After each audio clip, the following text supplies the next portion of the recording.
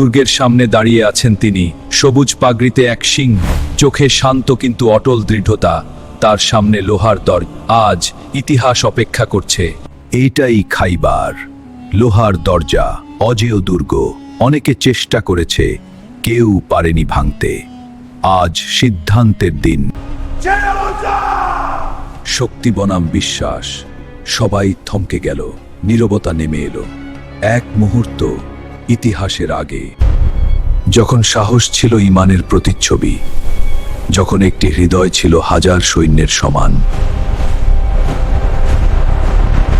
তারপর এক আঘাত, লোহার দরজা টিকতে পারল না। দুর্গ কেঁপে উঠল, ভয় ছড়িয়ে পড়ল চারদিকে। তিনি শুধু দরজা ভাঙেননি, ভেঙেছিলেন অহংকার, খুলেছিলেন বিজয়ের পথ। তার নাম শুনলেই কাঁপত যুদ্ধক্ষেত্র, আলী হায়দার।